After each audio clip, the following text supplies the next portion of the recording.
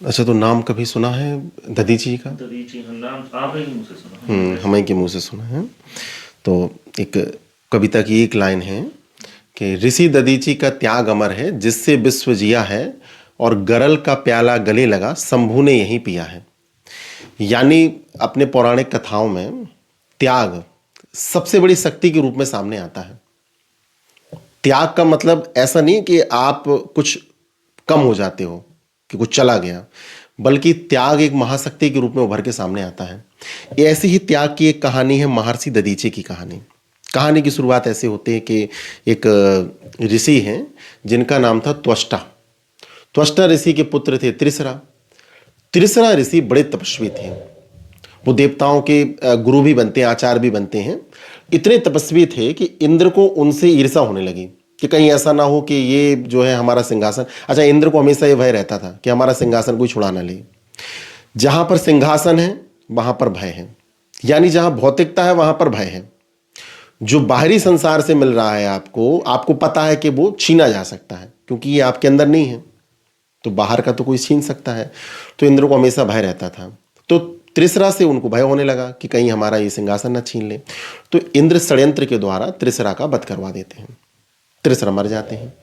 जब त्रिसरा मर जाते हैं तो उनके पिता जो त्वष्टा थे, जो महान तपस्वी थे, उनको बड़ा क्रोध आता है और वो एक यज्ञ करते हैं, और उस यज्ञ से एक राक्षस का जन्म होता है जिनका नाम था वृतासुर। वृतासुर राक्षस थे पर भक्त थे, भगवान विष्णु के बड़े भक्त थे वो। ऐसा इसलिए क्योंकि वो त्वष्टा ऋषि के जो है हवन से उनका जन्म हुआ था। त्वष्टा ऋषि थे, तो ऋषि के क्रोध से कुछ बुरा तो जन्म ले सकता है, लेकिन फिर भी कितनी बुराई होगी, क्योंकि अंत में तो वो ज्ञानी थे, ऋषि थे। तो उनके अंदर, वृतासुर के अंदर भी ईश्वर की भक्ति थी। हालांकि उनकी भक्ति के पीछे कुछ पूर्व जन्म की भी कथाएं हैं, लेकिन इसका मौलिक जो भाव है वो यही है कि त्वष्टा चूंकि ऋषि थे और उनके क्रोध से वृतासुर का जन्म हुआ। तो वृतासुर राक्षस प्रवृत्ति के थे क्योंकि क्रोध से जन्म हुआ था, लेकिन फिर भी वो धार्मिक थे क्योंकि वो क्रोध भी किसका था? ऋषि का था।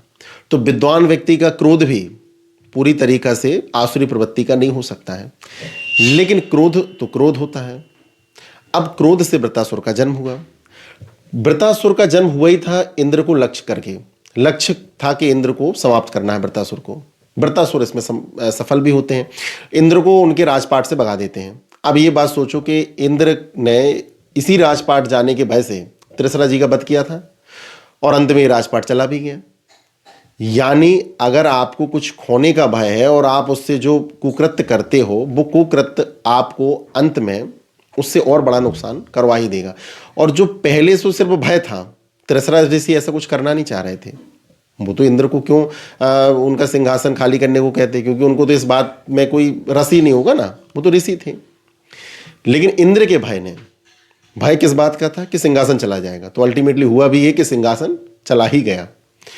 तो अगर आपको इस तरीके से भय रहता है जीवन में, तो वो भय भी यथार्थ बन जाएगा। और वो यथार्थ तब बनेगा जब आप उस भय पर विजय प्राप्त नहीं कर पाओगे और उस भय के कारण किसी कुकृत्य में शामिल हो जाओगे। तो इंद्र के भय ने अंत में विजय पाई और जो है उनका सिंहासन चला गया। वृतासुर ने इंद्र को परास्त कर दिया और देवलोक छोड़ने पे विवश कर दिया। अब इंद्र भागे भागे ब्रह्मा विष्णु महेश के पास जाते हैं। सभी लोग सलाह देते हैं कि आप ऐसा करो, महर्षि दधीची के पास जाओ। महर्षि दधीची के पास जाया जाता है। दधीची समझ जाते हैं, इंद्र से पूछते भी हैं कि तुम क्यों आए हो, क्या मानवता की भलाई उद्देश्य है तुम्हारा कि केवल सिंहासन पाना उद्देश्य है? इंद्र शांत रहते हैं, लेकिन फिर भी चूंकि दधीची तो ऋषि थे, वो जान जाते हैं कि वृतासुर बहुत शक्तिशाली है और कुछ तो आसुरी प्रवृत्तियां हैं, उनका अंत जरूरी है। इसलिए ऋषि दधीची तप के द्वारा अपना शरीर त्याग देते हैं और उनकी हड्डियों का जो ढांचा बचता है उससे फिर एक अस्त्र का निर्माण होता है, वही वज्र कहलाता है। मतलब इंद्र का जो वज्र है वो दधीची की हड्डियों से बना हुआ है और वो बहुत शक्तिशाली माना जाता है इंद्र का वज्र।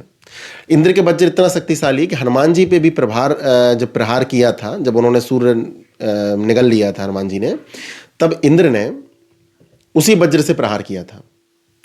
तो वो वज्र भगवान को भी, श्री हनुमान जी को भी चोटल कर गया था। यानी इतना शक्तिशाली वो वज्र है। वो वज्र इतना शक्तिशाली क्यों है? क्योंकि वो वज्र बना है त्याग से। तो त्याग के परिणाम स्वरूप जो भी बनता है उससे विजय पाना किसी के लिए भी आसान नहीं है। वो त्याग देश के लिए हो, वो देश सुरक्षित रहेगा। जिस देश में त्यागी लोग हैं, नागरिक वहां के देश के लिए बलिदान दे सकते हैं, वो देश सुरक्षित रहेगा। तो त्याग ही एक मात्र ऐसी शक्ति है जिससे विजय पाना इस संसार में और किसी के लिए संभव है नहीं है।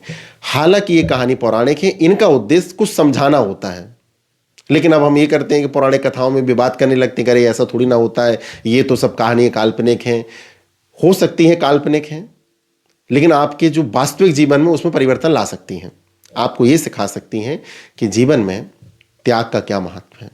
साथ में आप पूरी कहानी पढ़ोगे तो आपको पता चलेगा कि क्रोध जीवन में आपसे क्या करवा सकता है, ईर्ष्या क्या करवा सकती है।